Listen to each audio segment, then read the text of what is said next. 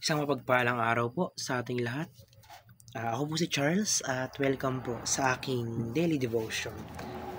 Sa araw na ito atin pong tatalakayin ang settling healthy boundaries. Proverbs chapter 4 verse 21 to 27. Sabi rito, above all else, guard your heart, for everything you do flows from it. Keep your mouth free from perversity. Keep corrupt talks far from your lips. Let your eyes look straight ahead. Fix your gaze directly before you. Give careful thought to the paths of your feet and steadfast in all of your ways. Do not turn to the right or left. Keep your foot from evil.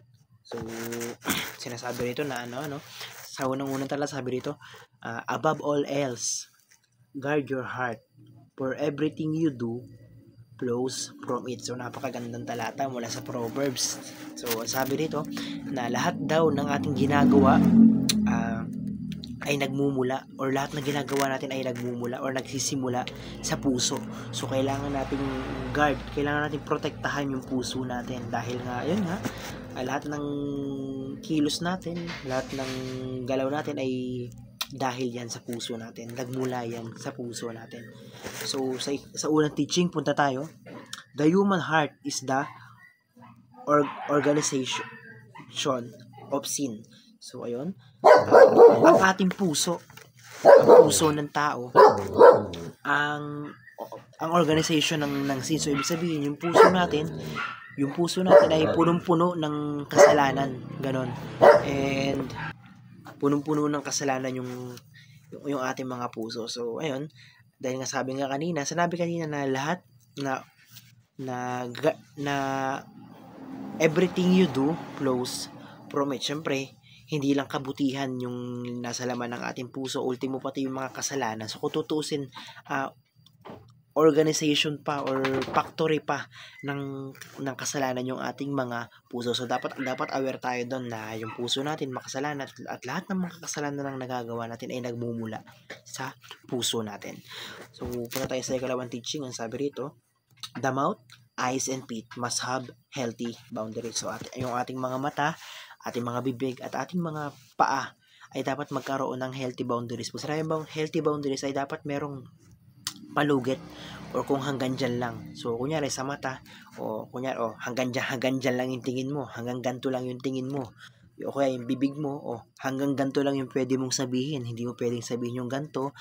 Kumbaga, ganito lang yung pwede mong sabihin, bawal yung ganito, ganyan. Kumbaga, merong boundaries, may linya. So, pag sinabi pati yung put natin, kunyari, dito ka lang, bawal kang pumunta sa ganito, bawal kang pumunta sa ganyan, bawal kang pumunta sa bar, bawal kang pumunta sa mga beer house, bawal kang pumunta sa mga kung saan man. Kumbaga, sinasabi dito na dapat yung mga mata natin, yung mga bibig natin, at yung mga paa natin ay merong boundaries, merong palugit, merong linya na hanggang dun lang yung yan, hanggang dun lang tayo. Ganun. So, punta tayo sa ikatong teaching. Ang sabi rito, the person with clean boundaries will prosper. So, yun. Kung sino man daw yung taong merong malinis na boundary or yung malinis na pagitan or yung malinis na limitasyon ay will prosper. So, ibig sabihin sila, pagpapalain sila ng Panginoon yung mga taong may mabuting puso, para sabihin natin ganun, yung mga taong kayang magpigil or yung mga taong may limitasyon sa mga bagay ay pagpapalain ng Panginoon. So, punta tayo sa application na sabi rito, I will not entertain evil thoughts. So, ayun, dapat ganun tayo na huwag nating i-entertain yung mga evil thoughts sa atin. Yung mga naiisip nating kasamaan, huwag nating palakihin. Huwag nating silang isipin, ganun. Kumbaga, syempre, alam naman natin ang utak ng tao, madumi. Madumi ang utak natin. We have an evil mind. So, ayun, dapat hindi natin sila i-entertain. Kunyari, kapag may naiisip na tayo, kung ano mang kasamaan o kung anong kabalastugan, pigilan natin, huwag na natin i-entertain. Kumbaga, may naisip tayo, pero huwag na natin palalain pa, huwag na nating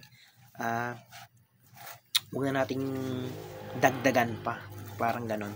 So, punta tayo sa ikalawang application. Sabi rito, I will not speak perversely or engage in corrupt talk. So, ayun, dapat hindi tayo, kumbaga, iwasan natin yung mga chismis. Sinasabi rito yung mga chismis or yung mga panlalait, yung mga sa bibig ba, yung mga masasamang o yung mga hindi magagandang lumalabas sa bibig natin. Sinasabi rito na dapat iwasan natin yun. So, sabihin natin na hindi ako may engage or hindi ako makikisali sa mga taong chismosa or sa mga taong pagchichismis ang ginagawa pag ganun.